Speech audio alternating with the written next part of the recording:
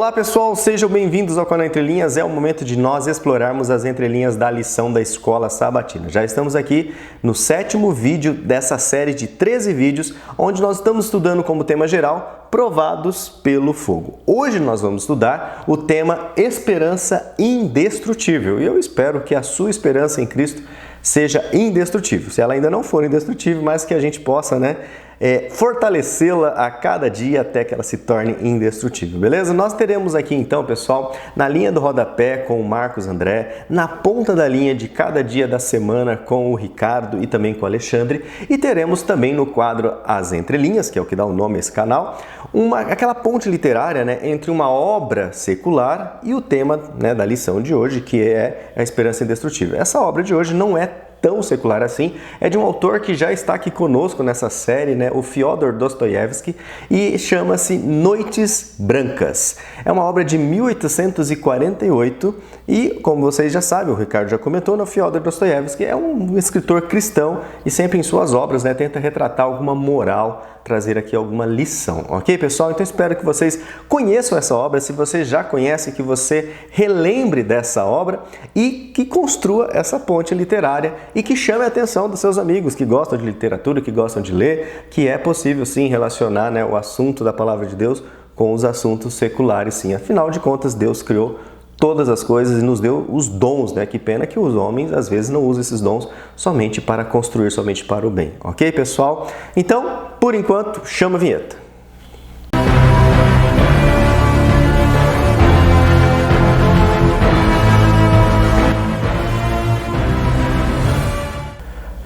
Bom, pessoal, esse é o momento aqui dos comentários. Lembrando que esses comentários, pessoal, claro, além de servir aqui para a gente se comunicar, serve também para melhorar o engajamento de vocês com o canal, ajudando aí a plataforma, o YouTube, a aumentar a relevância desse conteúdo e sugerir esse conteúdo para os seus amigos, aí para as suas redes, próximas a você, ok, pessoal? Então não se esqueça também, se você não é inscrito no canal e está chegando aqui, se inscreva no canal, deixe seu joinha, acione o sininho, você sempre será muito bem-vindo aqui conosco para aprender cada vez mais da Palavra de Deus. Bom, vamos lá nos comentários, temos vários comentários aqui, há algum tempo que a gente não grava, temos aqui o comentário da Adriana com: olá, pastores virtuais, Lúcio, Marcos, André, o Ricardo e o Alexandre, estamos juntos para crescermos juntos espiritualmente, exatamente, Adriana, A cada lição mais, hoje lutando até o fim. Bom estudo e uma semana abençoada. Muito obrigado aí, Adriana, pelo seu comentário. Genésio Mioto: oi, Lúcio, estou sempre acompanhando o canal Entre Linhas. Hoje eu consegui o 3º lugar, mas não vou desistir. Um dia eu serei o número 1 aqui nos comentários. O Genésio, está aí participando da nossa Olimpíada, que é a Olimpíada dos comentários, Quem é o primeiro a comentar. Mas é só uma brincadeira, pessoal? Mas não desista, Genésio, você pode ser o número 1 sim. Yuri Guilherme, up, Sempre dando um up aí, isso aí, Yuri, obrigado pelo seu comentário. Camilo dos Reis Neto, feliz sábado, o YouTube me enganou, não me enviou a lição, então não se esqueça, Camilo, acionar o sininho para que ele mande a sugestão quando sair o vídeo novo. E quando sair o vídeo novo, a todos agora uma recomendação, clique nessa recomendação do YouTube, que daí o YouTube vai reforçar ainda mais essa recomendação para você. Agora no quadro nos comentários das entrelinhas, o nosso querido irmão João Cavaco, que quando não comenta a gente até se preocupa com ele, andou sumido, mas graças a Deus ele está aqui conosco sempre. Ele deixa assim no comentário dele: Deus seja louvado pelo testemunho, oremos pela segurança alimentar, pela paz e pelo ambiente, E ainda ele comenta, sobre a lição, e ele divide essa lição em vários tópicos, O primeiro tópico é uma pergunta: que testemunho? Depois ele pergunta: toda a energia do Espírito. E aí ele encerra então dizendo: se não os agarrar com as mãos do Espírito de Cristo, a natureza é inimiga do vazio. E o que vem a seguir é a entropia do sofrimento, a dor pelo pecado, que é a morte. Portanto, seja intenso em Deus, o irmão João Cavaco comentando, para tudo e todos no pequeno e no global universo, como se fosse o último dia nessa terra, mas o primeiro na nova terra e eterna terra com Cristo, pois a sua existência depende disso. Deus nos abençoe. João Cavaco, peregrino lá na IASD de Lisboa, lá em Portugal, na União dos Estados em Guerra, ele colocou aqui dos Estados, Acho que é da União Europeia em guerra dos Estados-nações. Infelizmente, né, irmão João Cavaco? Mas eu concordo com você, né? A gente tem que viver o nosso cristianismo, a nossa comunhão com Deus aqui, pessoal. Eu sei que é em meio ao pecado, em meio a tanta perturbação, mas é aqui que a gente já começa a viver um pedacinho do céu. Joivaldo Quirino: oi, irmão Lúcio, estou muito feliz com o canal. Assisti várias vezes e já compartilhei. A salvação vem do sacrifício de Cristo, mas uma vez salvo, posso me esforçar em todas as coisas naquele que me confere poder. Exatamente, Joivaldo. E lembrando, o povo de Deus, Deus quer que seja cabeça e não cauda, né? Então Deus nos inunda, né? Nos derrama tantas bênçãos, tantos dons. Por que não usá-los justamente na obra daquele que deu o dom para você, né? Tanta gente aí que tem muitos dons usando para o mal. Ou no mínimo, né, não para o Evangelho. Edilza Nascimento: estou com saudade da irmã Edilza, sempre acompanhava os cultos aqui conosco, comentava na quarta, no domingo, mas está aqui no canal Entre Linhas. Bom sábado a todos, vídeo curtido, já compartilhado, boa semana, e boa semana a você também, Edilza, e temos orado pela sua família, ela sempre pede oração pela família lá nos nossos cultos. Helena Saraiva: louvado seja Deus por vocês, CCC, curtido, comentado e compartilhado, e foi até o segundo Marcos. Crispim Elcio: feliz sábado, mais uma oportunidade, ou ele disse, uma menos, né, de entendermos as crises e os crisóis. Obrigado, guerreiros, Deus abençoe. O Crispim é de Joinville, Santa Catarina. Um abraço aí para os catarinenses, estão aqui pertinho do Paraná, onde nós estamos neste momento, né, os nossos irmãos espalhados aí por esse Brasil, por este mundo. Lições fortes da Bíblia, eu coloquei lá o card lá, hein, irmão, da Lições Fortes da Bíblia, para que você conheça esse canal, naquele propósito que eu falo para vocês. Irmãos, vamos inundar essa internet com a palavra de Deus, com o estudo da lição, com os comentários, com o ponto de vista que você tem sobre a Bíblia, sobre o cristianismo, não importa, né? Um verso bíblico na sua rede social, para que a gente tente, né, equilibrar, não vai, né, porque a gente perde muito, mas para que a gente, né, faça a nossa parte, ok? Theo Valentim, S-I-A, Valentim é meu sobrenome também. Cheguei até o final, só que meu Valentim é com N de navio. Aqui o Theo Valentim é com M. Isso aí, vai até o final, Theo, obrigado pelo seu comentário. Hilda Pinheiro: feliz semana, meu canal preferido da Escola Sabatina. O melhor, ela diz. Obrigado, Hilda.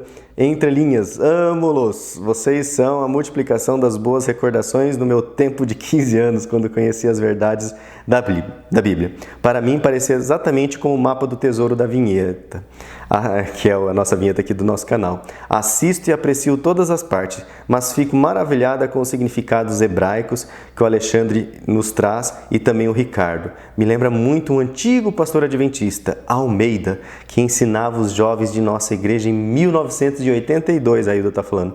Eu ficava viajando nesses estudos com o hebraico e seus significados tão maravilhosos. Realmente, como é importante, né, o estudo do hebraico, porque, querendo ou não, né, foi um hebreu que escreveu, com um jogo de linguagem, com um jogo de pensamento, né? Então é importante entender, porque senão a gente, né, acaba cometendo aquilo que o Alexandre sempre traz aqui pra gente, o anacronismo, né? Ou seja, aquele crime da gente trazer algo do passado, né, no nosso tempo, e tentar aplicar sem entender o tempo e o contexto. Vegetariano Consciência: que horror o que o Ricardo falou do Kellogg. Esse médico foi doido mesmo. Bom aprender com vocês. E ela deixou também CCC, curtido, comentado e compartilhado. Realmente o irmão Kellogg, né, você vê, né, a irmã Ellen White ajudou ele, tudo. Mas são escolhas, né, a irmã aqui do Vegetariano Consciência.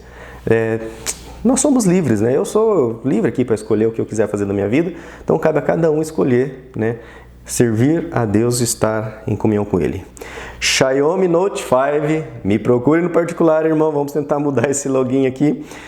Sou só eu que acho que o Ricardo é muito parecido com o Tiagão do Big James, na série The Chosen, né? Os Escolhidos.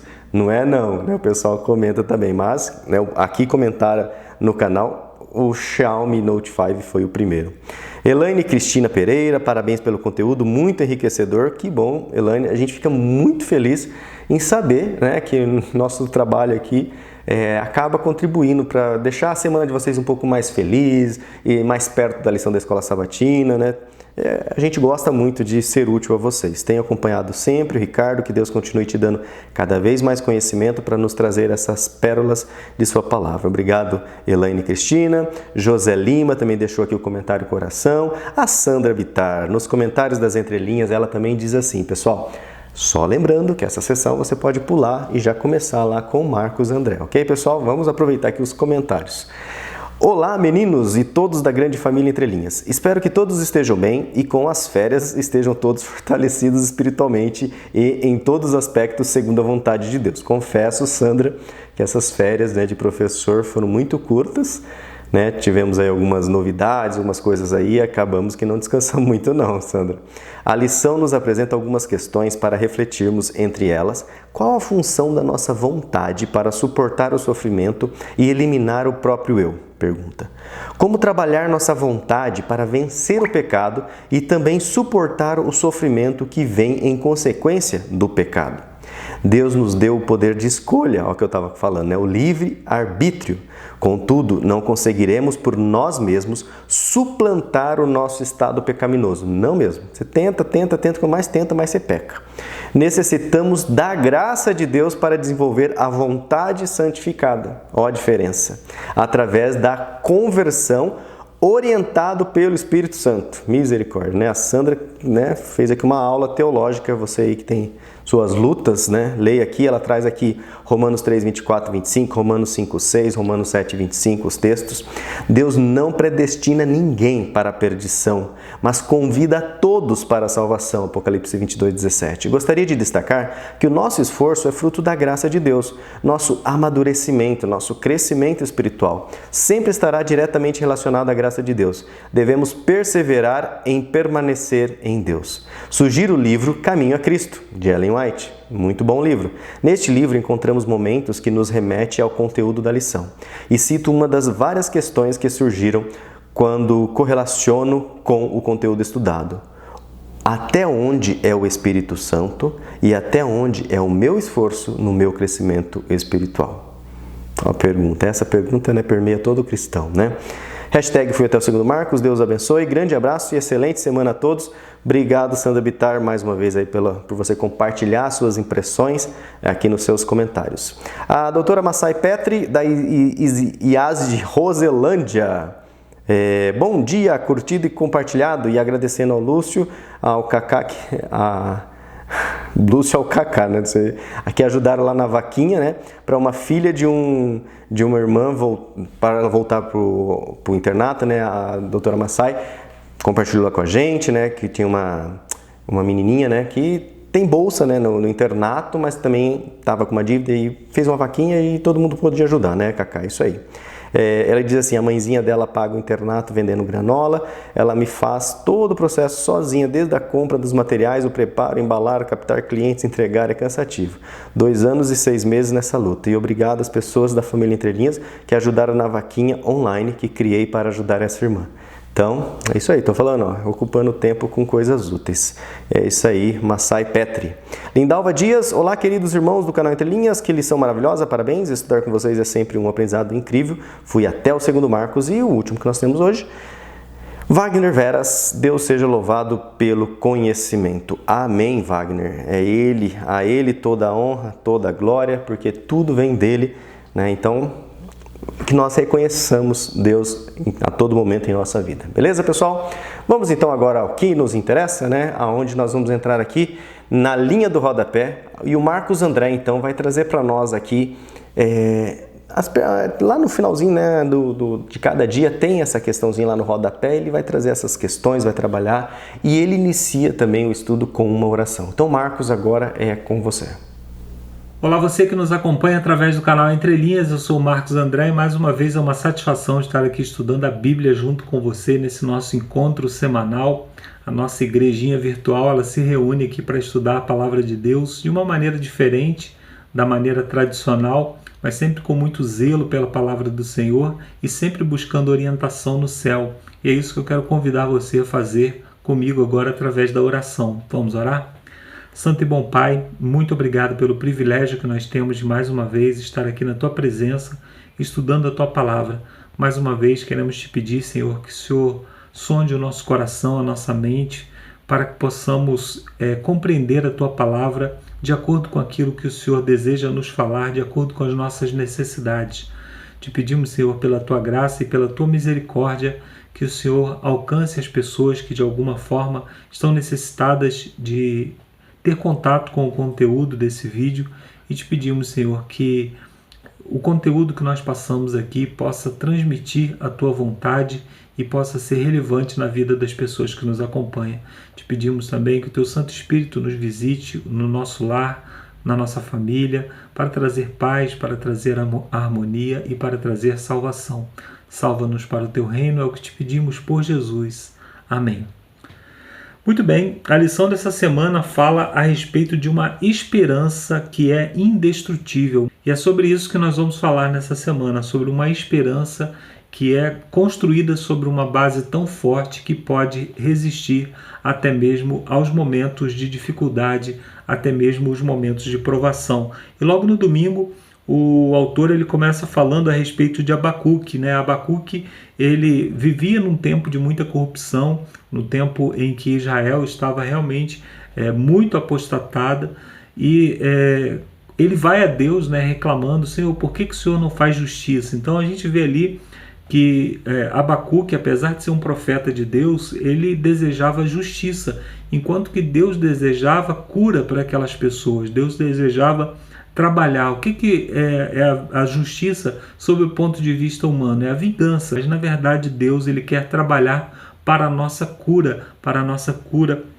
espiritual. Então o Abacuque, né, ele apresenta ali diante de Deus uma queixa. Muito interessante o início do primeiro capítulo do segundo capítulo, de Abacuque, que ele fala assim: sentei sobre a minha torre de vigia para ver o que o Senhor vai me responder. Como se ele fala assim: eu já protocolei a minha queixa, apresentei meus documentos e agora o Senhor precisa me responder, eu só vou aguardar, né? Mas o Senhor responde de uma maneira diferente, né? Responde que haveria um cativeiro, que as coisas ainda iriam piorar muito antes de melhorar e que ele estaria no controle de todas as coisas mesmo assim.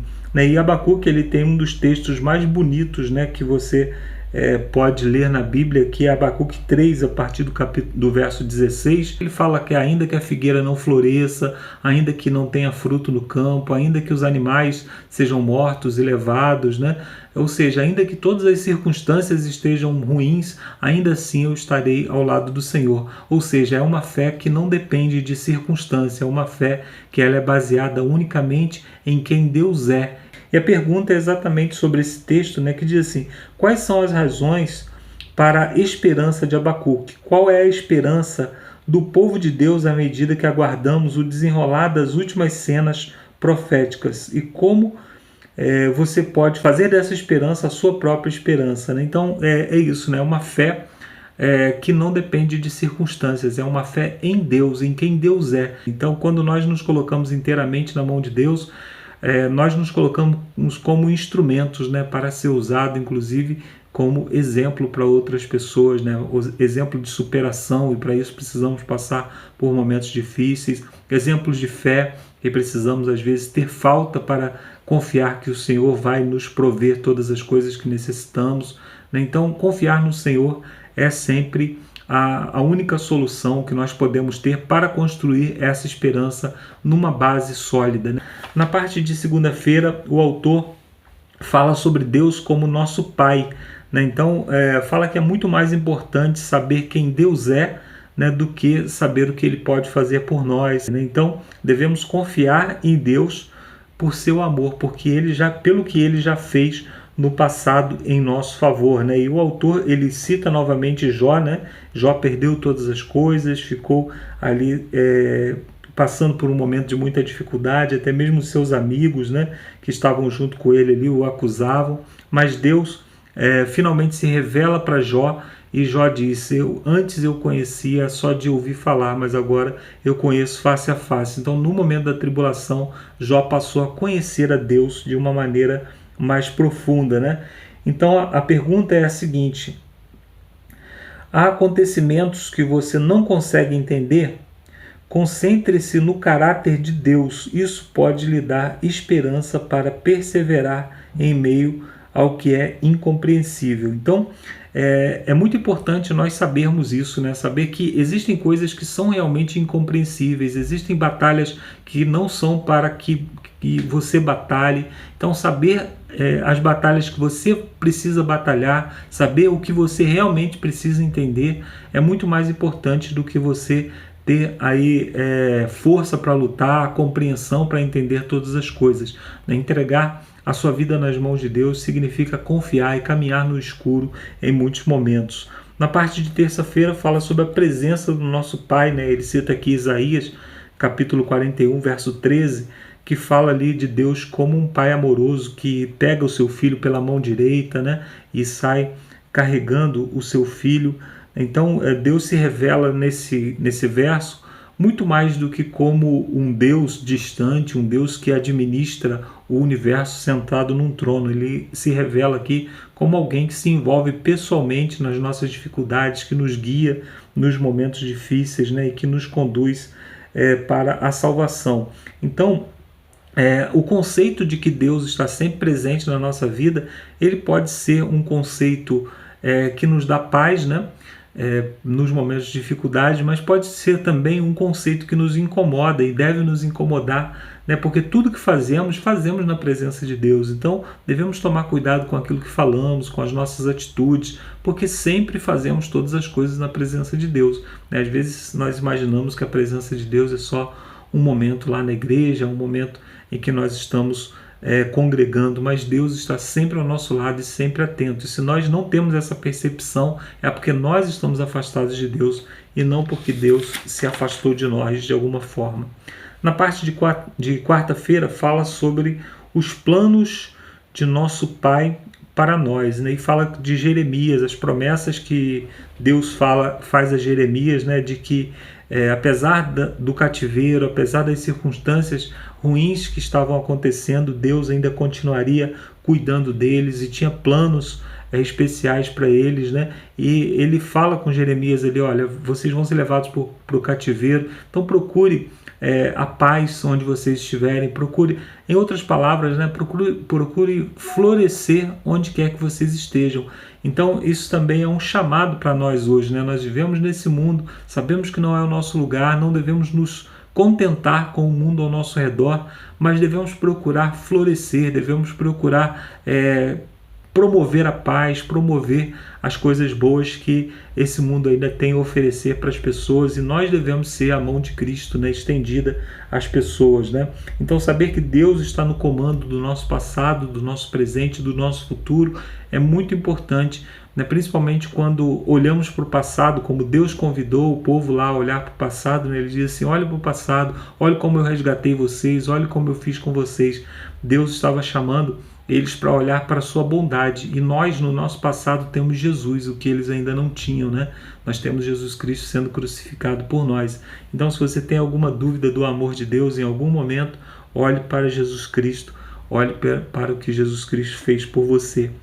E na quinta-feira fala sobre a disciplina do nosso Pai, né? E lá em Hebreus fala que Deus ele nos disciplina porque, como um pai amoroso, ele deseja o nosso bem, deseja o nosso crescimento, e essa disciplina ela deve nos fazer glorificar a Deus mesmo nos momentos de dificuldade, porque se passamos pela dificuldade é porque Deus tem interesse pleno em nós e deseja nos erguer, né? Aqui no finalzinho fala de Hebreus capítulo 12, verso 1 a 13, e diz assim, faça uma lista de todas as razões para ter esperança. Como você experimentou essa esperança em tempos de instrução espiritual, ou seja, em tempos de difíceis momentos, né?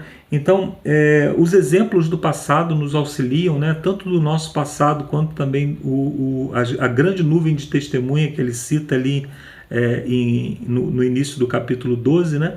Quanto também olhar para Cristo, né? Olhar para a obra de Cristo em nosso favor, olhar onde Cristo está hoje, né? Ao lado do Pai nos representando.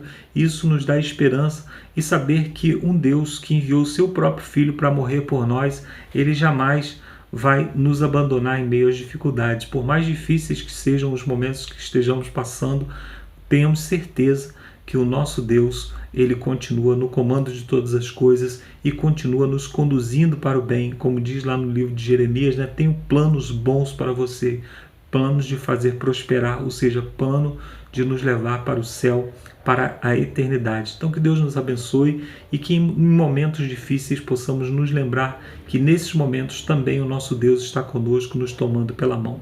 E agora você vai lá para Campo Mourão e no final eu volto com as perguntas de sexta-feira. Um abraço e até daqui a pouco.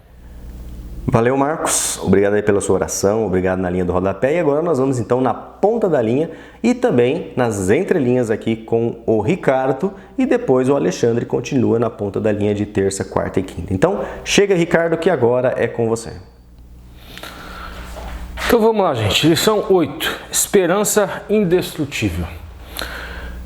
No verso áureo, no verso paramemorizar, nós encontramos a palavra esperança. Ora, a esperança não nos deixa decepcionados, porque o amor de Deus é derramado em nosso coração pelo Espírito Santo que nos foi dado. Eu fiz uma rápida pesquisa, gente, desse verso áureo no The Strong e separei algumas palavrinhas aqui da língua grega que nós podemos dar uma estudada. Primeira coisa, a palavra grega aqui para esperança, gente, elpis. A sua palavra primária, o que é essa questão de palavra primária? Quando a gente falava do hebraico, gente, a gente falava uma expressão em hebraico e depois a gente falava da raiz da palavra. No grego, não se fala de raiz propriamente, mas se fala de palavra primária. E a palavra primária de elpis, que foi traduzida por esperança, ela é elpo, que significa antecipar. Então esta esperança, elpis, ela pode ser, tem os dois lados. O primeiro lado pode ser a expectativa do mal, a expectativa pelo lado do mal, e pode ser traduzida por medo, e a expectativa do bem, e aí pode ser traduzida por esperança. Uma outra expressão que eu separei aqui é esta aqui, não nos deixa decepcionados. A expressão grega é kataishno, que significa desonrar, humilhar, envergonhar. E no The Strong tem uma observaçãozinha que fala o seguinte: quando a esperança termina em desilusão. Então esse seria o significado dessa expressão que foi traduzida por decepcionado. Não nos desilude. É mais ou menos uma relação entre elpis e kataishno de antônimos. Ou seja, são palavras opostas, são palavras uma se opõe à outra. Porque o amor, e aqui a expressão é agape, é aquela expressão grega, aquele amor incondicional, aquele amor paternal, aquele amor filial. E é o amor que não espera nada em troca, diferente de outras expressões na língua grega que também podem ser traduzidas por amor. Por exemplo, pragma é um amor que espera algo em troca. Aí também mais uma relação de antônimo, ágape, antônimos, né? Ágape, o amor que não espera nada em troca, e o pragma, o amor que espera, é um amor pragmático, espera algo em troca. Porque o amor de Deus, um amor que não espera nada em troca, é derramado em nosso coração pelo Espírito Santo, que nos foi dado. E aqui a expressão grega para esse foi dado é didomi, que significa conceder, significa dar, entregar, também significa suprir, que nos supriu. Eu trouxe algumas expressões na língua hebraica aqui para a esperança. A primeira dela é Yuhul, que significa esperança no sentido de expectativa, Sever, que seria também uma esperança, um gesto de esperança, uma expressão de esperança, Sikul, que seria esperança no sentido de possibilidade, a possibilidade de haver alguma coisa, Kesel, que é a esperança no sentido de confiar, mas a palavra mais relevante, principalmente para questões bíblicas, gente, é a expressão keviá, que seria o ajuntar das águas, porque seria a raiz de Mikev. E o que seria Mikev? Reunião das águas. Também era o banho ritual de purificação. Mas esta mesma expressão também pode significar esperança. Olha, você falou banho espiritual de purificação, lembra o que para os evangélicos? Até para os católicos também, apesar de eles fazerem batismo por aspersão, não é propriamente por imersão, não é propriamente um banho, mas tem aquela relação com as águas. E esta expressão Mikev, que seria o ritual de um banho de purificação, reunião das águas, significa esperança. Logo, o batismo é um ato simbólico justamente que denota uma esperança, já está na etimologia da expressão hebraica. No sábado, gente, nós temos uma indagação aqui na ponta da linha, o autor da lição falando que é muito fácil falar e cantar de esperança quando está tudo bem. Agora, dentro do crisol, nem sempre parece tão fácil. E ele vai citar mais uma vez nesse trimestre C.S. Lewis e vai falar do Aslan.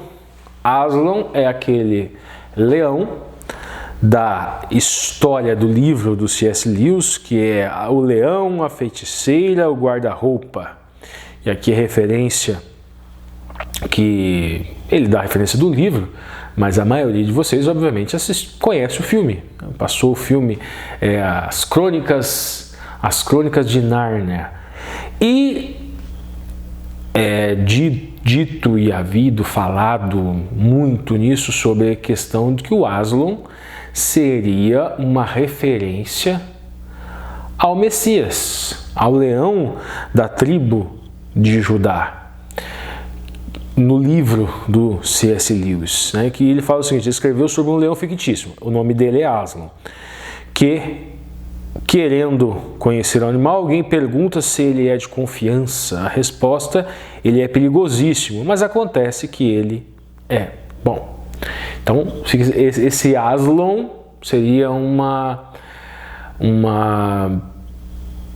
foi inspirado inspirado no leão da tribo de Judá para que ele escrevesse essa narrativa, o C.S. Lewis escrevesse essa história. Um outro ponto, o último ponto que nós encontramos aqui na lição de sábado, gente, é o seguinte: que nem sempre nós entendemos muitas vezes os planos de Deus na nossa vida. Nós não temos a compreensão, a visão, a compreensão exata do que Ele está fazendo em todos os cenários. Deus deve ser compreendido.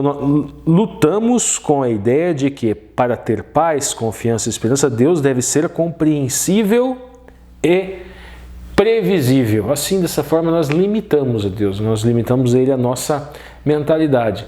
Mas é uma fuga,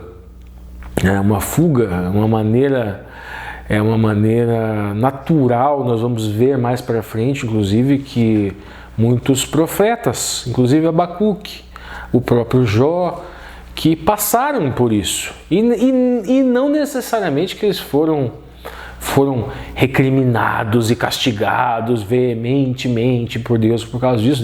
Deus entende essa limitação. Entende essa limitação humana. Obviamente que Ele não vai ceder a ela, mas Ele entende, Ele é compassivo. E continuando, gente, uma coisa: em nosso pensamento, Deus tem que ser de confiança e deve agir de acordo com as nossas expectativas. É como se os desígnios divinos eles devessem se limitar aos desígnios humanos. Por isso, muitas vezes, ficamos decepcionados. Mas uma coisa, gente, é ficar decepcionado, outra coisa é perder a confiança em Deus. Você fica decepcionado porque você achava que a situação iria se resolver de uma determinada maneira, mas ela se resolve de outra maneira, mesmo que você tenha que esperar um pouquinho. Você percebe que às vezes ela vai se resolver da maneira mais adequada. Vamos então, gente, para a lição de domingo. O quadro mais amplo, justamente essa visão mais amplificada, essa visão mais ampla, para que nós, mesmo que muitas vezes nos decepcionemos, não aconteceu como eu imaginava. Eu pensei que Deus ia agir de uma forma e ele agiu de outra. Ou ele irá agir de outra, que confiamos que é a mais adequada.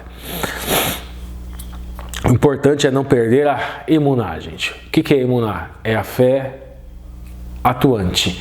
É uma confiança que mesmo que você faça aquilo como se fosse de olhos fechados, mas você consegue fazer, mesmo sem entender o porquê você está fazendo aquilo. Fé é certeza naquilo que não se vê. Emuná é sempre fé atuante, é sempre você recebe um vaikra, um chamado, e você recebe um chamado para a emuná, você recebe um chamado para a fé. E você desempenha essa fé mesmo que você não enxergue o porquê que você está fazendo aquilo, mas você faz porque você foi chamado. Vamos lá, gente, vamos continuar. O quadro mais amplo aqui, ele vai buscar o profeta Abacuque. Abacuque fala para nós lermos lá Abacuque no versículo 1 e no versículo 4. Nós vemos esse profeta e ele está com dúvida. Por que Deus não intervém?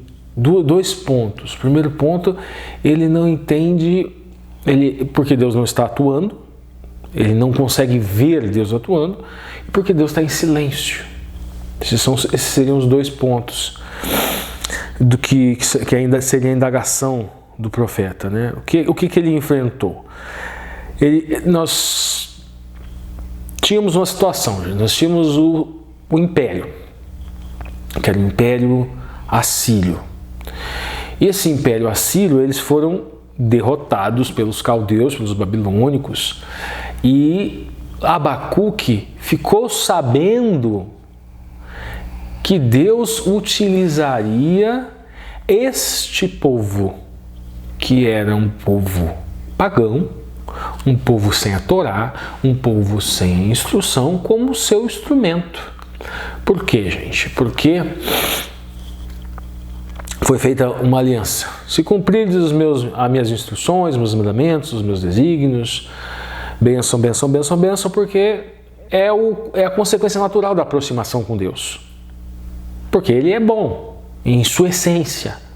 E do distanciamento é maldição, maldição, maldição. A negação do divino gera as maldições. O afastamento do divino. O homem se afastava do divino e vinha as maldições. Mas Deus, em sua infinita bondade, ele não o abandonava. Então, o povo vivia nesses altos e baixos. Aí, se continuaram cumprindo 7 vezes mais, se não continuaram cumprindo 7 vezes mais, é isso que fala lá no Vaikra e no Devarim, isso é o que fala no Levíticos e no Deuteronômio. E vai seguindo, e se não continuar, dispersão. E foi justamente o que estava acontecendo aqui. O povo não cumpriu o mandamento, era um povo que não tinha amor ao próximo, não tinha mais amor a Deus, um povo que não tinha misericórdia, nem entre eles mesmos. Os atos de desamor, os atos de falta de caridade se proliferaram, a violência e todas as consequências do descumprir desse mandamento supremo, que é o amor a Deus e o amor ao próximo, estavam sendo vistas ali no tempo do profeta, estavam evidentes ali. E Deus iria utilizar o instrumento, foi feita uma aliança, foi dito isso a eles, que depois 7 vezes mais, qual seria a dispersão? Então ele ia utilizar aquele povo para dispersar, Por quê? Porque eles não estavam cumprindo o amor a Deus e o amor ao próximo, eles não estavam cumprindo a emuná para a qual eles foram chamados, então Deus dispersava eles na terra e algumas dessas pessoas, algum desses indivíduos, eles acabavam levando bênçãos para todo o resto do mundo. Eles estavam se negando a testemunhar para o mundo do amor a Deus, eles estavam se negando a amar ao próximo, sejam eles judeus, sejam eles gentios. Então eles eram dispersos e alguns indivíduos fiéis, permaneciam fiéis, eles levavam bênçãos para todo o mundo. E assim foi o Império Babilônico, depois Império Medo-Persa, depois Império Macedônico e depois Império Romano, inclusive. Vamos continuar então, gente. Então vamos lá. Talvez você esperava que Deus dissesse algo como: isso é mesmo terrível, Abacuque, vou ajudá-lo agora mesmo. Mas a resposta de Deus foi justamente a oposta. Então ele disse a Abacuque que a situação iria piorar. Israel seria levado ao cativeiro para os assírios, mas Deus ainda prometeu algo pior, que seria o quê? Os babilônicos levariam o povo de Judá. Abacuque clamou novamente. Então o que aconteceu aqui? Contexto, gente. Vamos entender esse contexto rapidamente. Teve Salomão, os dois reinos, o reino do sul e o reino do norte estavam juntos. Com Roboão esses reinos se dividiram. O reino do norte com 10 tribos e o reino do sul com 2. Permaneceram ali Judá e Benjamim no sul, ainda por amor a Davi, porque Roboão fez um monte de coisa que desagradou a Deus e as tribos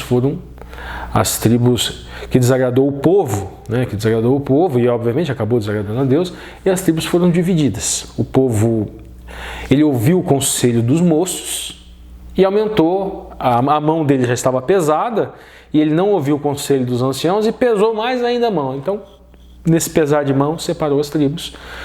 O reino Jeroboão ficou com medo do povo descer para os templos e voltar por amor a Davi. Então ele instituiu o culto a bezerro, e ali a apostasia ali no reino do norte, ela se proliferou muito mais rápido do que embaixo no reino do sul. Então ali, primeiro, o instrumento de Deus utilizado foram os assírios, com relação a Israel, reino do norte. O reino do sul, as tribos de Judá e Benjamim, ainda demorou mais um pouquinho para que eles se perdessem. Nessa escala de santificação aí, que eles se perdessem, demorou um pouquinho mais, Deus acabou utilizando Babilônia como instrumento para o reino do sul também. E houve a dispersão. Aí nós vemos a história de Daniel foi para a Babilônia, essa história bem conhecida.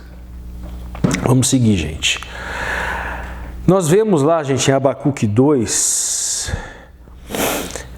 e nós vemos lá um relato da promessa de destruir os babilônicos.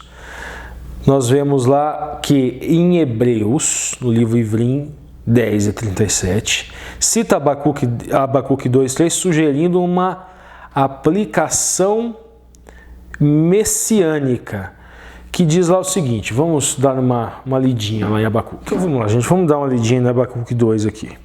Sobre a minha guarda estarei sobre a fortaleza e me apresentarei e vigiarei para ver o que fala comigo. E o que eu responderei quando eu for arguído?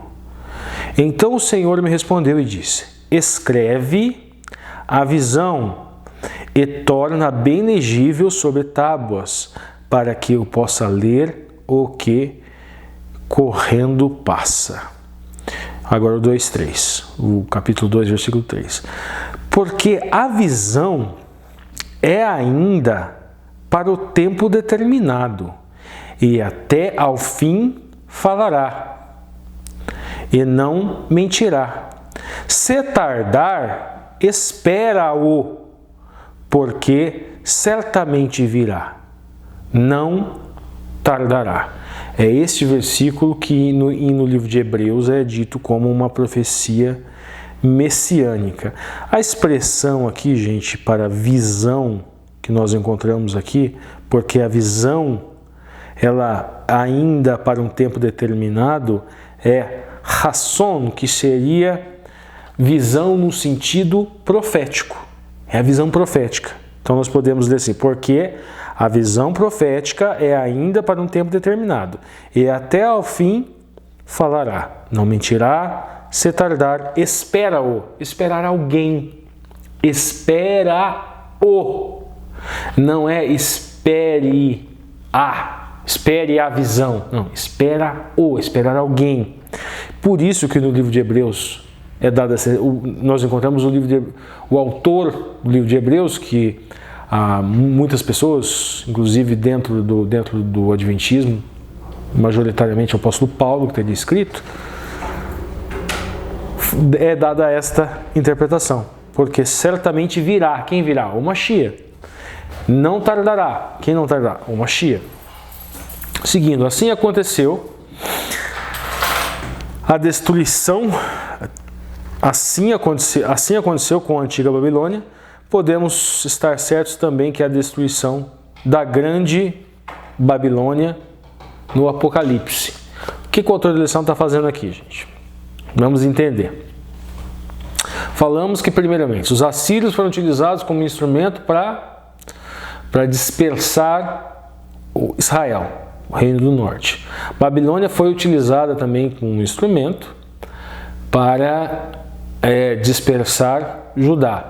Só que Ciro, aí no Império Medo-Persa, foi utilizado como um instrumento para libertar esse povo.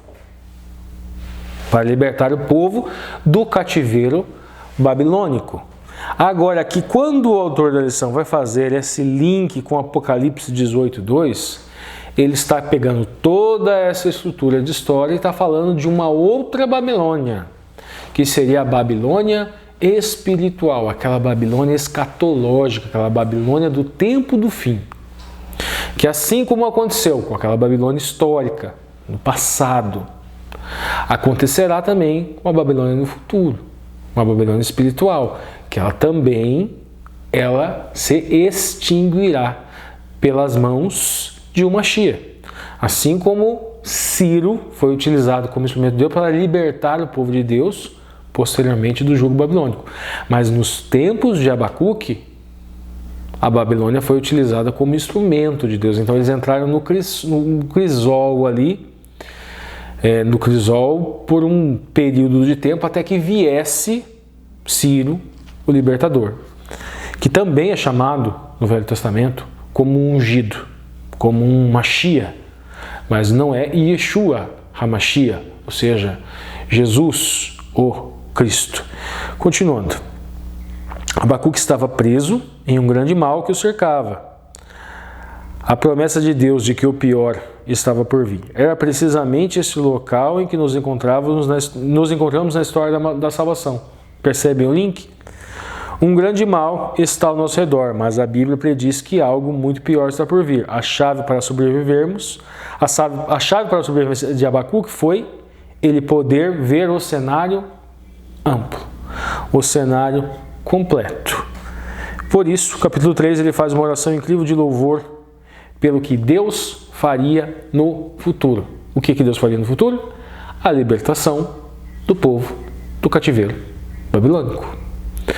Mesmo que o povo estivesse agora naquele tempo numa fase de irive, uma fase de peleia, uma fase de luta com Deus, peleando, não cumprindo a mitzvah, não cumprindo o mandamento da compaixão, o mandamento do chesed, o mandamento do amor, mas que no futuro esses pecados seriam expiados e esse povo seria resgatado. Agora vamos para segunda-feira. Quem nosso Pai é. E nós temos mais um livro aqui, gente, de Oswald Chambers, que escreveu o seguinte: você tem perguntado a Deus o que Ele fará? Ele nunca vai dizer.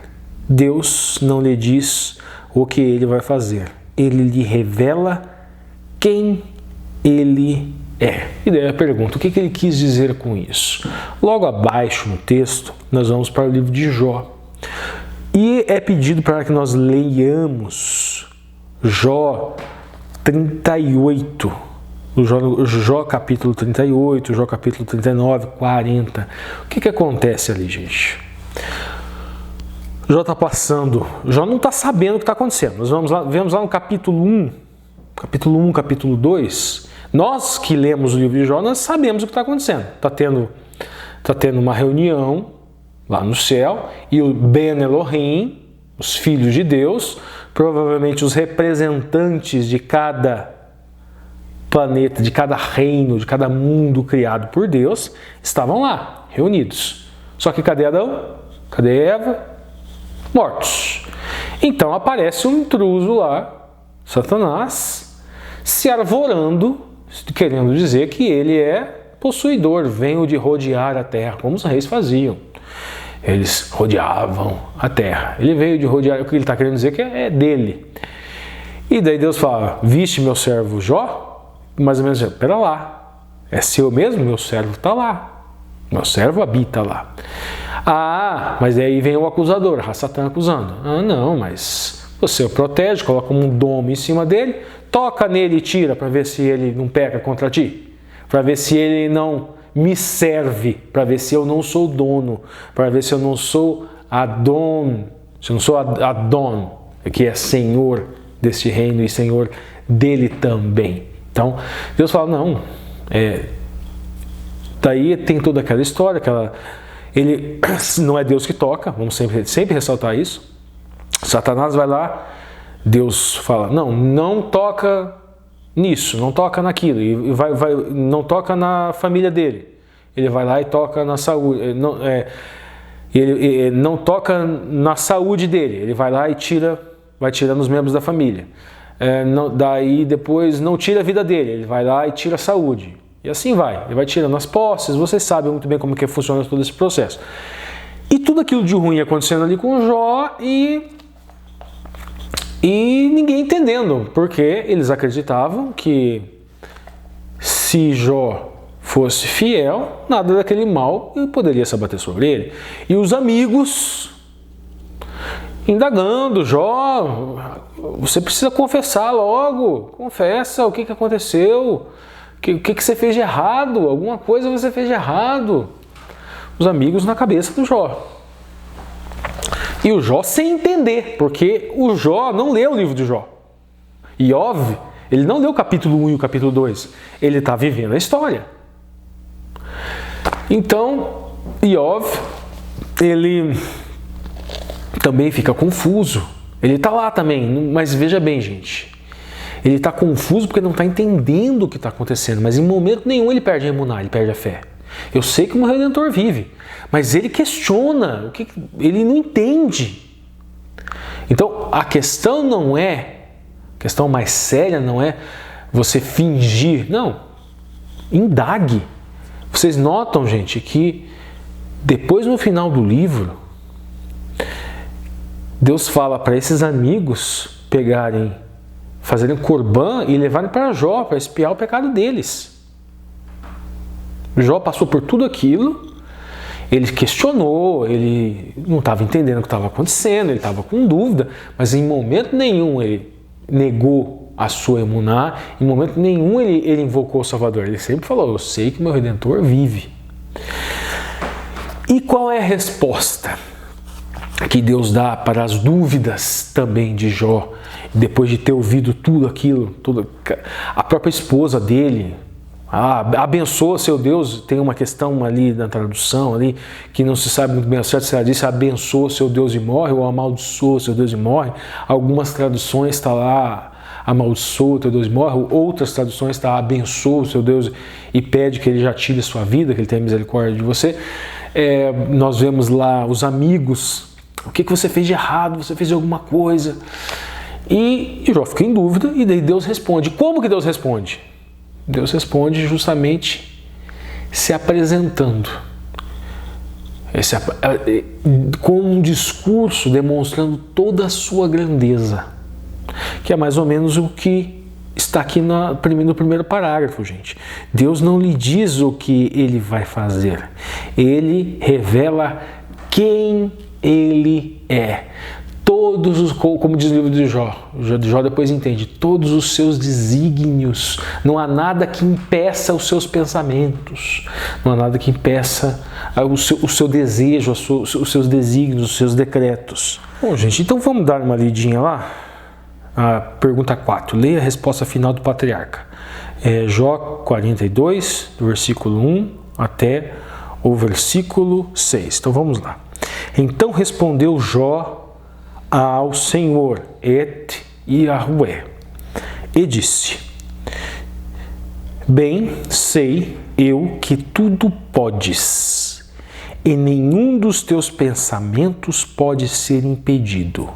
Quem é aquele, dizes tu, que sem conhecimento encobre o conselho? Por isso falei do que não entendia, coisas que para mim eram maravilhíssimas, e que eu não compreendia. Escuta-me, pois eu falei, eu te perguntei, e tu ensina-me. Vocês percebam o comportamento de Jó? Ele estava dizendo, não, eu não compreendia, então ensina-me. Isso que nós devemos, nós não estamos entendendo, então vamos pedir para Deus, para que Ele nos dê esse esclarecimento do que Ele está fazendo. Assim, foi a mesma coisa com Abacuque, depois Abacuque entendeu. Jó também.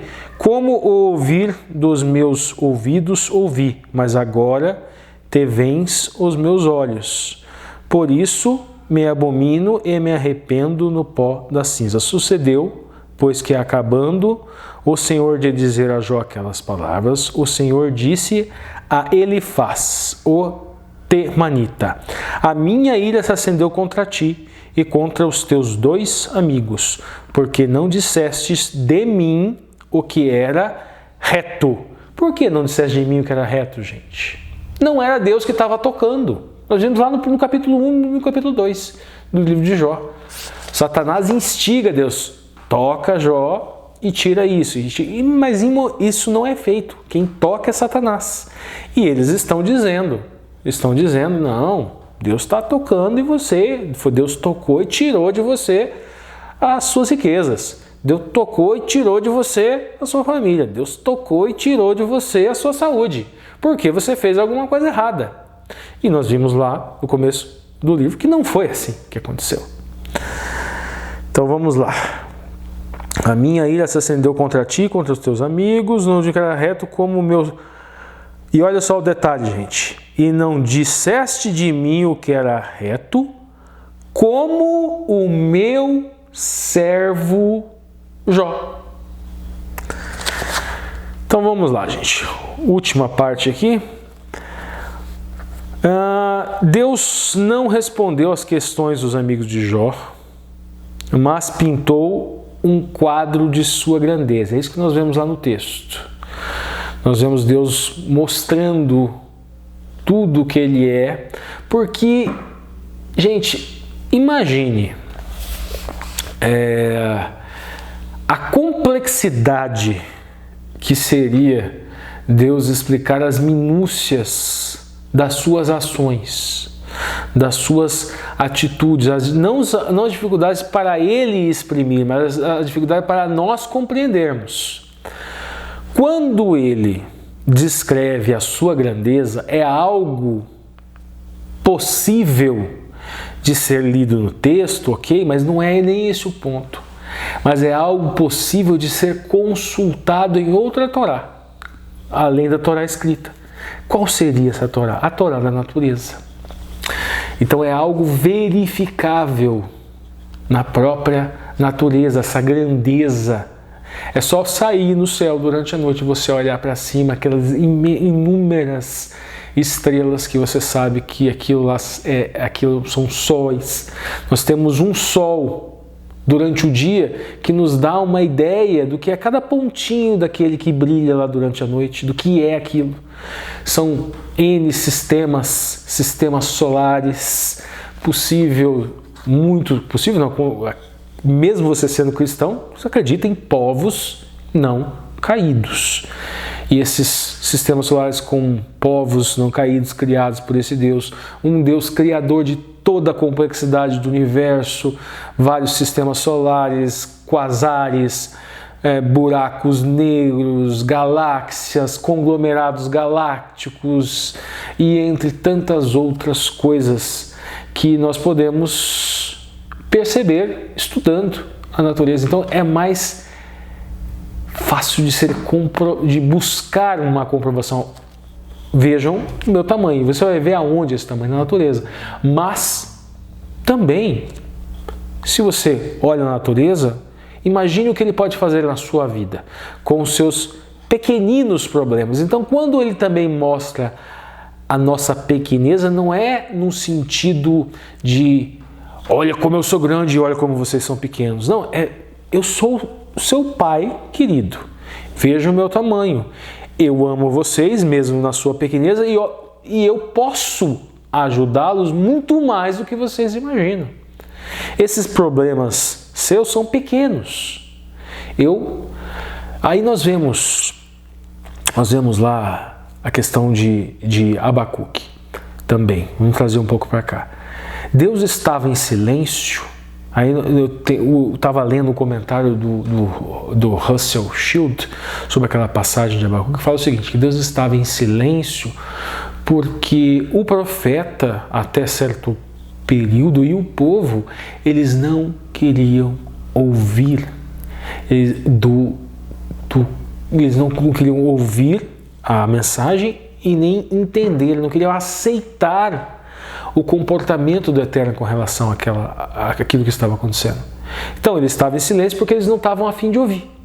Deus sabia que eles não estavam interessados em ouvir o que ele tinha para falar. Olha para o lado, olha tudo isso que está acontecendo. Deus vai agir de alguma forma. Só que eles não estavam abertos, eles não estavam com os ouvidos abertos. No momento em que Abacuque abriu os seus ouvidos, não era aquela ação que ele esperava de Deus para aquele momento, não era aquela ação, mas ele ouviu e ele entendeu. Não, aqui o povo será cativo, nesse momento aqui será cativo, tem uma função, uma razão para isso, mas lá na frente esse povo será liberto. É a mesma situação nos dias de hoje. Nós olhamos para o lado, nós vemos essa Babilônia espiritual, esse cativeiro, nós estamos cativos nessa Babilônia espiritual, abandonando um pouco aquela ideia lá do trimestre passado de abandonar igrejismos. É muito difícil para a gente abandonar esse jeito de falar igrejeiro. Mas vamos lá, vamos abandonar um pouquinho. Então nós vivemos nessa Babilônia espiritual, nós estamos cativos nesse mundo, um mundo de pecado, um mundo com falta de amor, um mundo onde o ímpio muitas vezes aparentemente ele prospera, não prospera espiritualmente, mas prospera economicamente, com poder aquisitivo. Nós vemos todo esse mal e a impressão é que Deus não está atuando. Então, olhemos para a natureza, vamos ver a grandeza de Deus e ver que a visão dele de mundo é muito mais ampla, o poder dele é muito mais amplo, os decretos dele são muito mais amplos para a nossa compreensão. Podemos pedir sim para Deus para entender que no momento certo nós vamos entendendo cada um dos pontos. E se tiver algum ponto que ainda não foi revelado, é porque ainda não é o momento. Você pode continuar pedindo. Deus não se ofende com isso, como não se ofendeu no caso de Jó. E não se ofendeu também no caso de Abacuque. Ele apenas ensinou-os. Ele apenas instruiu. Ele apenas educou. Bom, gente, então é isso. Vamos agora para a entrelinha. Bom, gente, vamos para a entrelinha. O livro desta semana é Noites Brancas, Fyodor Dostoiévski. O Lúcio já apelidou o nosso amigo Fyodor de Fyodorzinho e já disse que é o nosso cliente. Como eu disse, gente, nós estamos... são novelinhas, são livros curtos, então para mim é muito mais fácil de preparar. Então eu estou pegando o Dostoiévski ali em ordem cronológica lá, estou pegando os menores e estou trazendo para vocês aqui e para fazer essa ponte literária, esse trabalho. Este livro é o Dostoiévski romântico, é o Dostoiévski sonhador, Dostoiévski com esperança. Por isso que foi escolhida, é a fase do escritor, que ele era jovem, 27, 28 anos, 30 anos, por aí.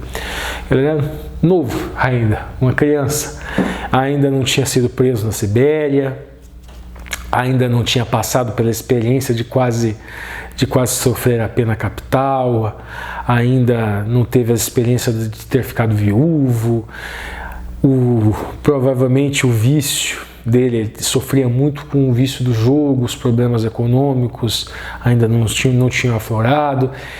Esse Dostoiévski, esse livro inclusive é um livro que tem uma toada muito pouca, ligeira nas mensagens cristã, inclusive. Gente, você encontra nos Irmãos Karamazov, Crime e Castigo, tem uma mensagem ali por trás muito cristã.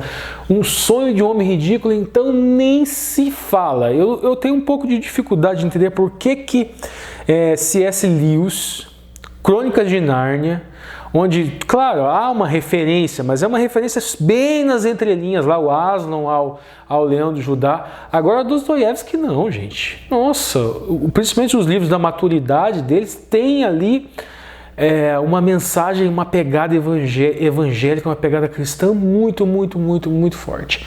Mas Noites Brancas, para a gente entender, são 4 noites brancas. E por que Noites Brancas? Ali em São Petersburgo, em determinada época do ano, em razão da posição geográfica, eles teriam algumas noites que elas seriam muito claras, que em alguns períodos do ano praticamente o sol não se punha, ficava lá uma penumbra e já via o dia novamente. Por isso, Noites Brancas. Eram noites ali de verão. E na cidade, a gente já começa a nossa história, na cidade, muitas das pessoas estavam indo para o campo em razão do calor. E estavam indo para o campo e o nosso personagem aqui, que ele não tem nome, ele não tinha ninguém, ele vai andando pela cidade, vai descrevendo o que está acontecendo, e ele não vê ninguém assim que o convide, não tem ninguém para ele ir para o campo também, para fugir daquele calor. E eu me lembrei, quando li esse pedaço, eu me lembrei muito do Chaves em Acapulco, né? Todo mundo indo para Acapulco naquele episódio, e o Chaves vai ficando para trás, até que o seu barriga vem e chama ele. Só que no livro do Dostoiévski, gente, não apareceu ninguém para chamá-lo. Ele ficou, de fato, em São Petersburgo. E ele vai caminhando e ele encontra, ele é um homem solitário, é um homem que não é de muito poder aquisitivo, ele mora num prédio razoável, mas ele não passa necessidade, não passa fome, ele tem emprego, ele tem uma quantia em dinheiro, mas não é rico. E é tímido. Ele gosta muito de romances, inclusive quando ele vai descrever a história dele, que eu já vou dizer em que momento ele vai descrever, ele mistura um pouco a vida dele com alguns romances, com algumas histórias que ele lê.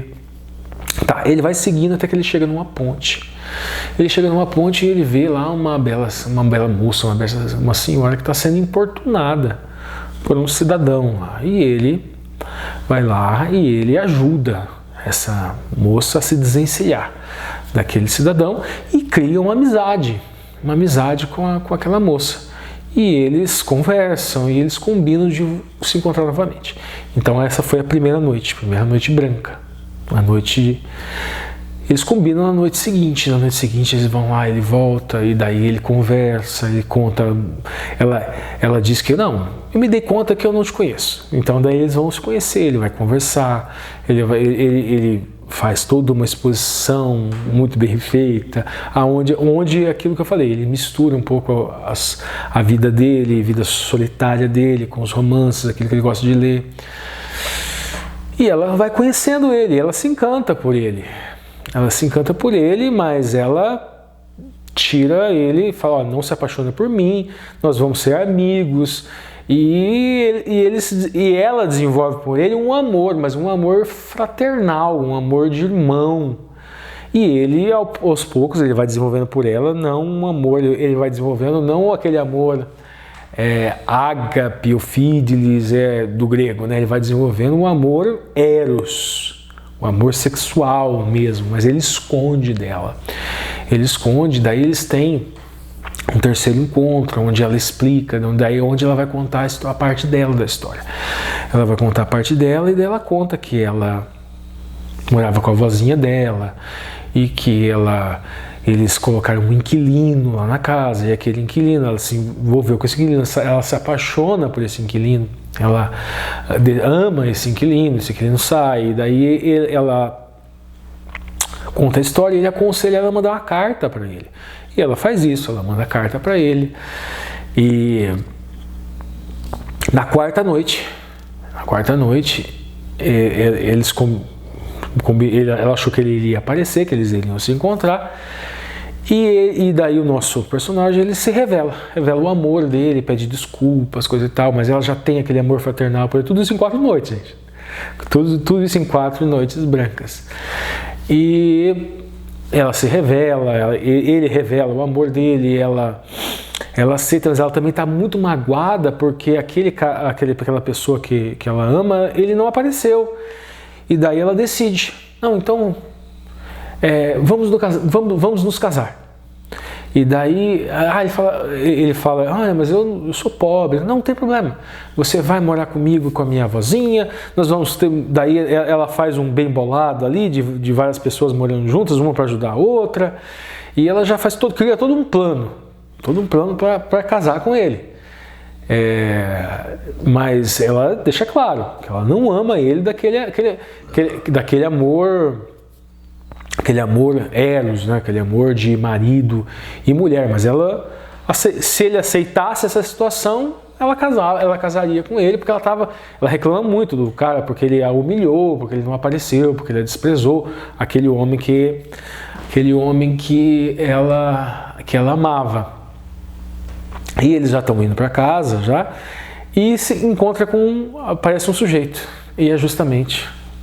Ou seja, acaba com a gente fica torcendo pro nosso personagem principal, acaba com todas as esperanças, com as esperanças dele. E ela vai lá, abraça o homem que ela amava, depois ela volta, abraça ele, beija ele, e depois ela vai embora. Ele, muito triste, vai para casa dele, depois ele recebe uma carta. Ele recebe uma carta dela, dizendo que ela o ama, obviamente de uma maneira diferente, que ela gostaria de amá-lo como ela ama aquele outro homem, mas ela gostaria que ele fosse o outro, coisa e tal, em razão da natureza dele, da maneira dele de ser, mas queria que ele continuasse amigo dela, queria que ele fosse amigo do marido dela. E, de certa forma, dá para sentir que ele aceita essa situação, fica feliz por ter vivido aquilo, talvez. Essa é a história, essa é o nosso sonhador, o personagem sonhador que o Dostoiévski criou, e ele fala isso, eu sou um sonhador. Lá no começo, quando ele se revela para ela, quando ele começa a fazer ela conhecê-lo, ele se apresenta como esse sonhador, essa pessoa com essa esperança indestrutível, e mais ou menos nos leva a crer que ele aceitou essa situação, mesmo que fosse uma situação constrangedora. Toda vez que ela falava de amizade lá do começo, no meio ali do livro, ele se incomodava, mas parece que ao final não. Então nós temos essa esperança inabalável, essa visão do todo, mesmo ele querendo um outro tipo de resultado dela, o amor fraternal que ela tinha por ele também era o suficiente.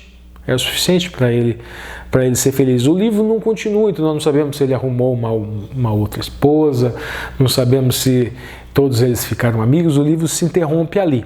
E começa no final desse livro um outro conto, paralelo a esse, que daí é um pouco invertida a situação. Que é mais ou menos aquela coisa do Abacuque, ele vendo a situação desse mundo e não entendendo o que está acontecendo. É uma história de Natal, 2 crianças e um senhor gordo, que ele começa a elogiar muito uma menininha, a menininha chora e outro rapazinho tenta livrá-la dele, e todas as pessoas na casa, elas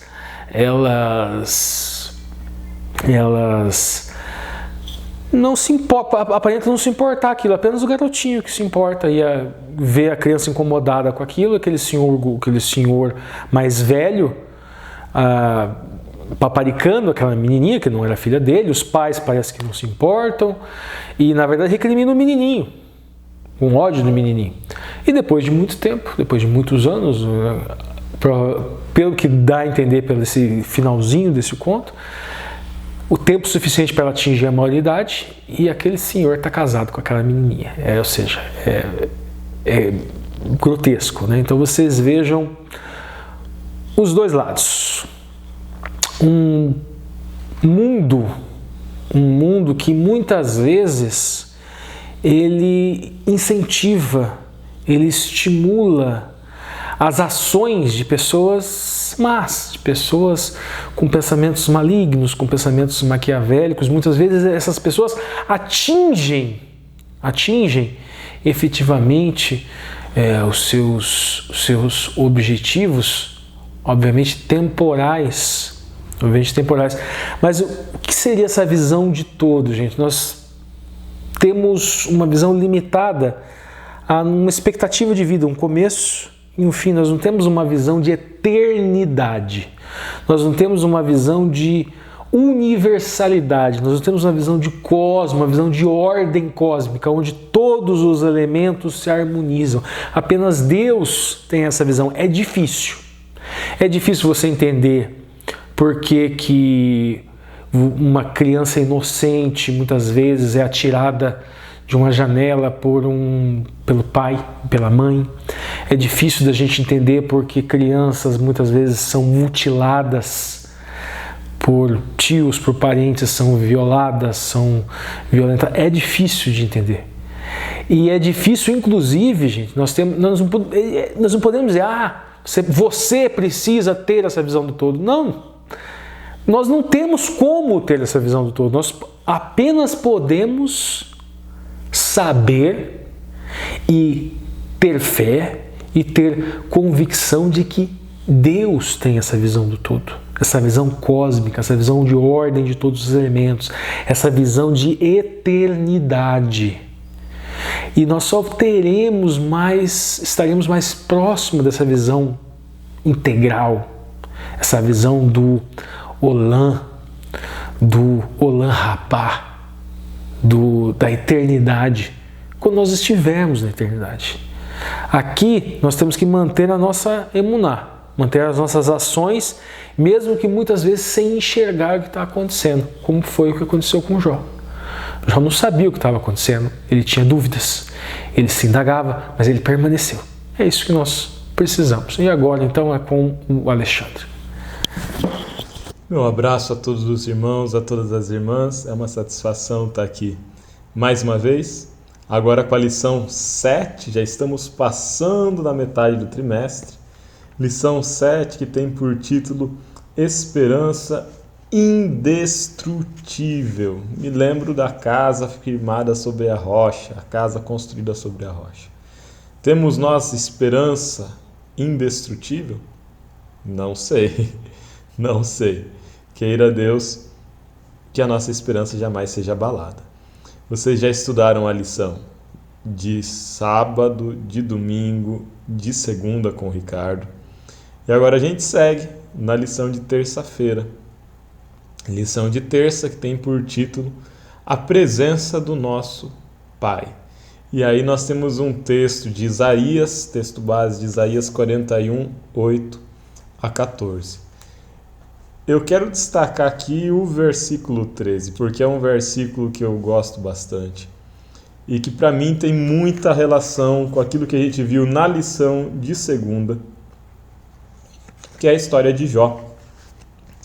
Vamos lembrar, Jó questiona Deus, Jó pergunta por que do seu sofrimento, Jó pede para ser julgado por Deus, os amigos de Jó perguntam por que do sofrimento de Jó, né? Existe uma série de acusações ali, mas Deus não se explica com Jó.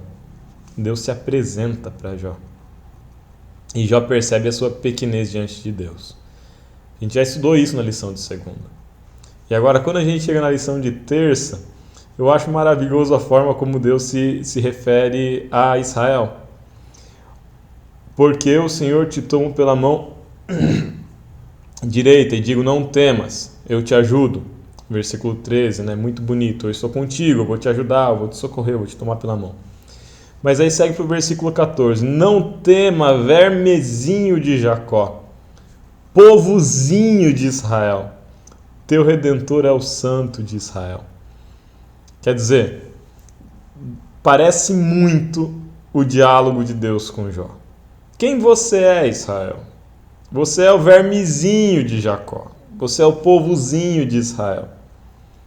Não vem questionar Deus, não vem contestar Deus, não vem tentar entender tudo. Se submete, aceita. Conheça o caráter de Deus, saiba que Deus é amoroso, saiba que Deus te ama, que Deus te cuida, que Deus te protege, que Deus quer o bom, quer o bem, quer a felicidade para ti, quer o melhor para ti. Se contente com isso. Não tente entender tudo. Não tente entender tudo, Jó. Mas não tente entender tudo também, Israel.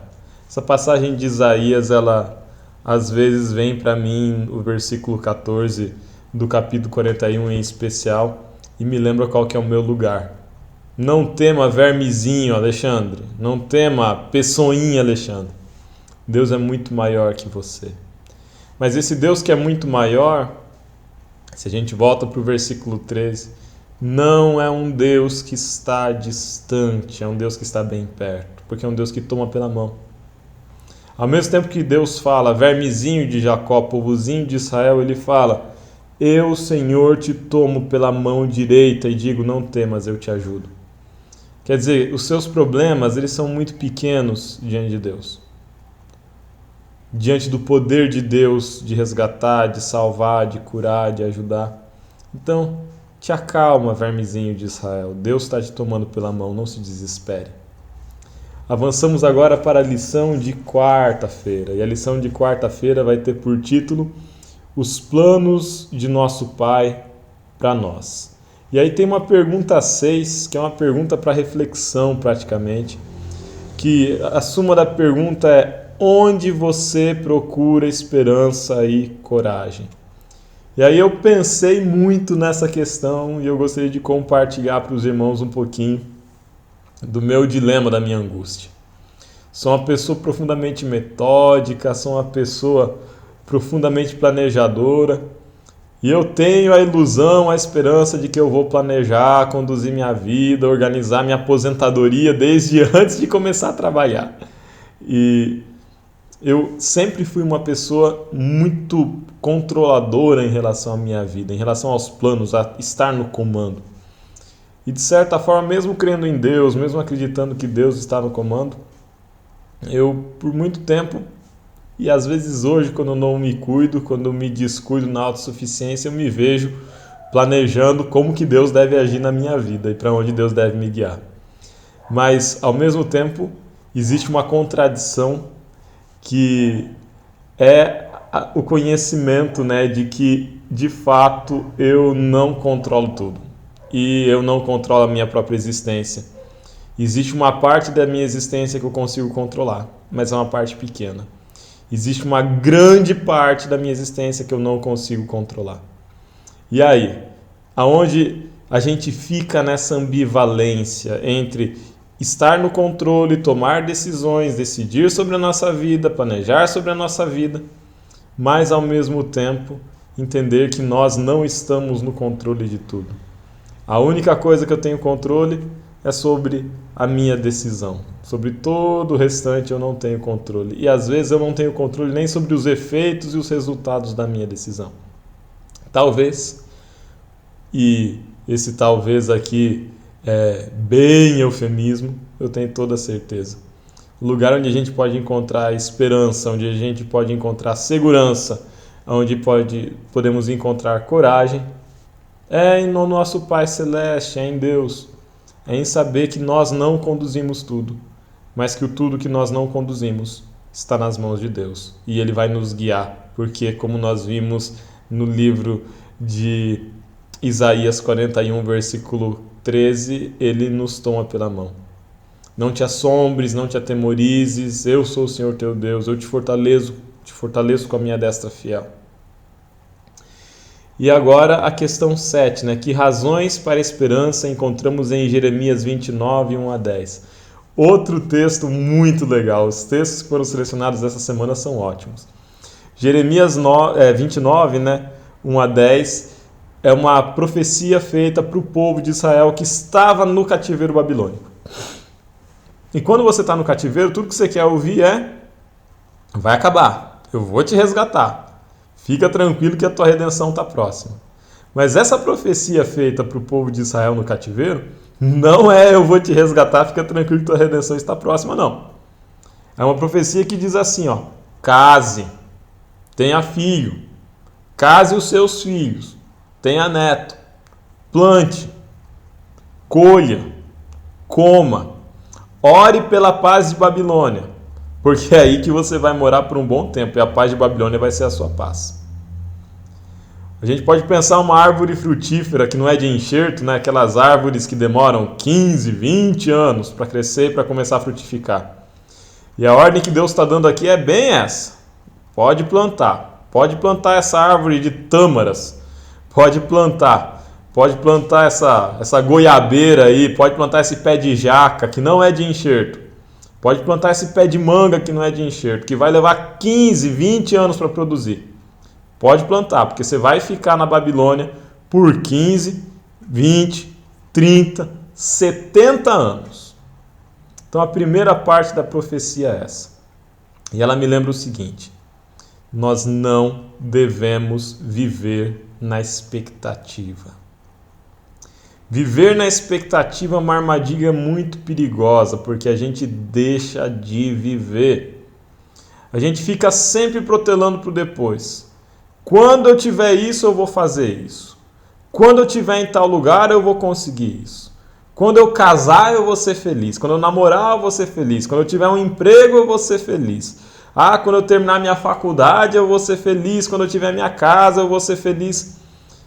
E a gente acredita que a gente só vai viver a felicidade, a gente só vai começar a fazer qualquer coisa dos nossos objetivos na vida no momento que tiver tudo certo, no momento que tiver tudo perfeito, no momento que não tiver nenhum crisolzinho na nossa vida. Aí vem a profecia de Jeremias 29 aqui e fala o seguinte: casa, vê seus filhos crescer, casa seus filhos, vê seus netos crescer. Pode plantar uma árvore que você vai comer da fruta ainda, porque você vai viver 70 anos em Babilônia. A gente não sabe exatamente quanto tempo a gente vai viver nessa Babilônia ainda. A gente não sabe quanto tempo a gente vai passar pela situação em que a gente está. Mas essa profecia, ela me lembra do risco da gente deixar de viver esperando sempre um amanhã. Não quer dizer que a gente deva viver de forma irresponsável, de forma louca, de forma alucinada em busca de intensidade, não é isso. Mas é a gente entender que a gente precisa construir projetos, que a gente precisa construir nossa felicidade hoje, que a gente precisa construir nossas relações hoje, que a gente precisa viver e existir hoje também. Mas aí a gente chega para a segunda parte da profecia. A segunda parte da profecia diz que daqui 70 anos mais, e vos trarei desse lugar. Enquanto a gente espera, enquanto a gente vive na Babilônia, enquanto a gente ora pela paz relativa na Babilônia, a gente precisa ter sempre em mente que a nossa vida não fica na Babilônia, não se encerra na Babilônia, e que existe a esperança, a promessa e a certeza da redenção. 70 anos e lhe extrarei desse lugar. Enquanto nós estamos nesse vale de lágrimas que é essa terra, nós precisamos viver, nós precisamos nos relacionar, nós precisamos planejar, projetar, nós precisamos plantar e colher e comer dos frutos, mas nós não podemos perder de vista a promessa de um resgate, a promessa de uma redenção. Avançamos agora para a lição de quinta-feira. E a lição de quinta-feira tem por título a disciplina do nosso Pai. E tem uma passagem ali de Hebreus 12, 5 até 13, uma passagem difícil, porque fala que o Senhor nos disciplina. O Senhor nos açoita, chega a dizer. E aqui a disciplina, o texto da lição vem dizer, é compreendida muito no campo da instrução, como alguém que nos instrui num caminho de retidão, num caminho de justiça, como um pai que quer o nosso aperfeiçoamento, como um pai que quer a nossa educação. Eu destaco os 3 tópicos, da questão 9, a fonte da disciplina. A fonte da disciplina é Deus. E a nossa resposta à disciplina que apresenta no texto é suportar. Então, suporte a disciplina, passe pela disciplina, sofra a disciplina, mas amadureça na disciplina. E a terceira, qual é o objetivo da disciplina? A disciplina tem por objetivo, no versículo 11, produzir um fruto pacífico de justiça. A disciplina tem por objetivo produzir em nós o fruto da justiça. Da justiça, e a gente sabe, o justo, diria o Ricardo Tzadik, é alguém que crê, mas é alguém que faz. A fé e obras andando juntas. Esse é o justo. E por fim, no versículo 14, o objetivo da disciplina é a santificação.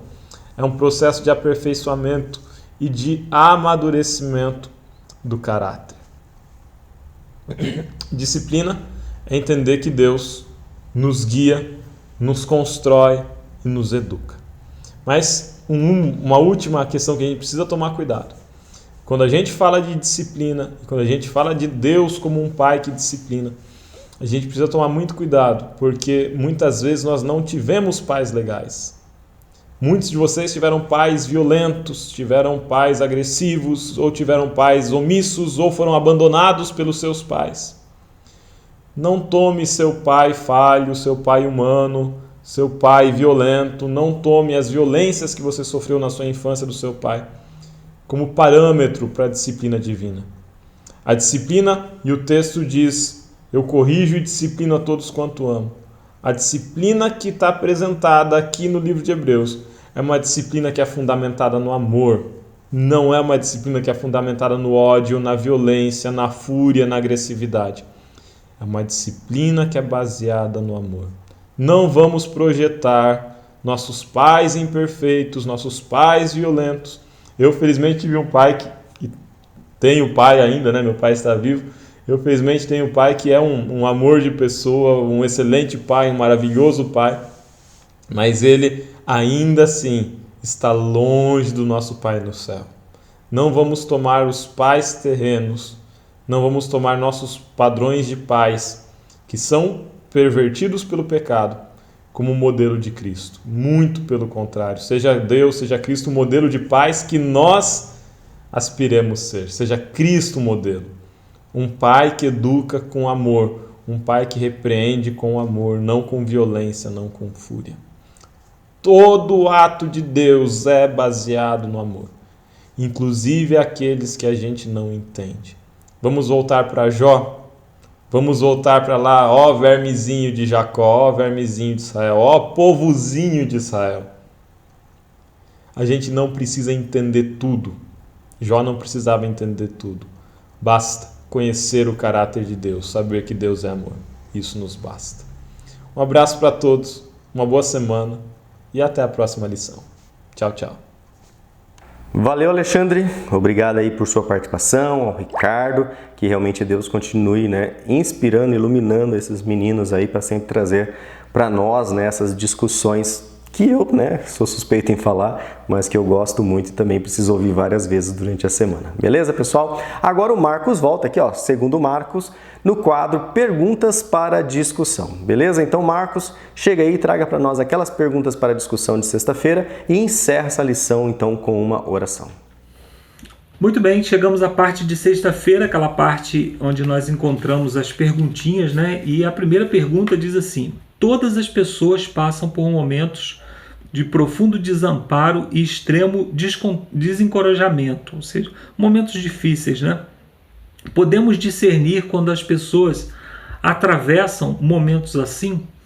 Podemos ser agentes de esperança quando experimentamos decepções? Então nós nos capacitamos para auxiliar outras pessoas quando nós também vivemos esses momentos, para que possamos nos compadecer de maneira pessoal com essas pessoas que passam por desamparo. Então, se sabemos que Cristo está conosco, sabemos que Cristo está também com essas pessoas, devemos levar Cristo a elas, e lembrar, é sempre muito importante lembrar: o Senhor está no comando de todas as coisas, Deus sempre sabe o que é melhor, Deus sabe como nos conduzir, até mesmo como nos disciplinar. Pergunta número 2: faz diferença em sua vida manter em mente a realidade da proximidade do Senhor? Como eu falei, nós devemos manter a ideia de que Deus está sempre perto, para que possamos passar de maneira mais tranquila pelos momentos difíceis, mas também para que possamos conduzir a nossa vida de uma maneira mais espiritual, sabendo que o Senhor está nos assistindo em todas as coisas que nós fazemos. Então Ele nos auxilia e também nos guarda, mas devemos também ter consciência da justiça de Deus. Se fazemos aquilo que é reto, Ele também está presente para nos acompanhar. Jó capítulo 38 a 41 tem aquelas imagens, Deus se apresentando para Jó como Criador. Ele pergunta: onde você estava? Quem é você para julgar a minha justiça? Onde você estava quando eu lançava os fundamentos da terra, quando eu criava os grandes animais, quando eu fazia com que as estrelas estivessem todas nos seus lugares, Então, esse é o contexto ali de Jó 38 a 41. Aí a pergunta é a seguinte: que imagem Deus nos dá, que imagem de Deus nós temos nesse texto e que nos dão esperança e encorajamento? O sábado se encaixa nesse quadro? Isso ajuda a refletir sobre o caráter de Deus? Bom, nesse contexto, Deus está se apresentando como o Criador e o mantenedor de todas as coisas, E o sábado é um pouco disso, Nós nos colocamos na presença de Deus para lembrar que Ele é o Criador de todas as coisas e que Ele nos mantém, apesar de não trabalharmos por nós mesmos. Ele nos mantém, Ele nos salva, Ele nos dá tudo que nós necessitamos, Pergunta número 4: a esperança que transforma vem do céu. Por isso, oramos para que a esperança seja introduzida na vida dos outros. Ore por aqueles cuja esperança tem vacilado. Então, é um chamado à oração, Você costuma orar pelos seus amigos, pelas pessoas que estão ao seu redor, especialmente por aqueles que são fracos na fé, E a pergunta número 5, para finalizar: conhece alguém que no desespero e nas provações perdeu a esperança e a fé? O que transformou essa pessoa? Como podemos ajudar a pessoas nesse momento? Os amigos de Jó, eles foram enviados por Deus para fazer o papel de igreja, para estar ao lado de Jó no momento de dificuldade, para que Jó se sentisse amparado, Mas em determinado momento eles começaram a questionar a justiça de Jó, a questionar a Jó, e nós temos que tomar cuidado para que as pessoas que estão passando por momentos difíceis, as pessoas que estão se afastando do Senhor, elas não sejam acusadas daquilo que elas são vítimas, Então, muitas vezes o momento é de calar, o momento é de oferecer apoio, sem tentar explicar muito as coisas, Então você não precisa dizer para uma pessoa que está com câncer que ela está com câncer porque fumou. Você não precisa explicar para uma pessoa que está sozinha na vida que ela foi arrogante com outras pessoas, que ela não desenvolveu bons relacionamentos. Ela sabe disso, Então cabe a nós nesse momento apoiar e erguer as pessoas, Já que Deus nos disciplina, que possamos ser agentes para que as pessoas possam ter aprendizado, que as pessoas possam ver Cristo ao lado delas mesmo nos momentos difíceis, e muitas vezes Cristo é visto através da nossa mão estendida, né, de um prato de comida que nós damos, de um abraço que nós damos, de um apoio, de uma ligação, de uma oração. Então que possamos ser a mão, a voz de Cristo para as pessoas que perecem nesse mundo. Que Deus nos abençoe. Eu quero terminar mais uma vez com uma oração. Vamos orar? Santo e bom Pai, muito obrigado pelo trabalho que fazemos aqui nesse canal. Muito obrigado porque o Senhor tem nos auxiliado e temos visto, Senhor, o fruto desse trabalho através dos comentários das pessoas que entram em contato conosco. Nós te pedimos pela Tua graça, Senhor, que o Senhor nos salve para o Teu reino, nos dê a Tua paz e continue nos auxiliando no crescimento, e que se passarmos por momentos difíceis, Senhor, possamos nos lembrar que o Senhor sempre está ao nosso lado, com a Tua mão direita nos guiando. Nós te pedimos isso pelo nome do nosso Senhor e Salvador Jesus Cristo. Amém. Obrigado, amigos, e até a semana que vem com mais um estudo da Palavra de Deus. Valeu, Marcos. Obrigado aí pela sua oração, obrigado aí pela sua participação, seus comentários. Eu particularmente gosto muito, dos seus comentários aqui no canal. E não se esqueça de deixar, pessoal, hashtag fui até o segundo Marcos, até o final do segundo Marcos, fui até a despedida. Beleza, pessoal? Então nos vemos na 8ª lição, já passando aqui para a segunda metade dessa série, onde nós vamos estudar o tema Vendo o Invisível. Ok, pessoal? E que a sua esperança esteja indestrutível em Cristo. Nos vemos lá, pessoal, se Deus quiser. Tchau, tchau.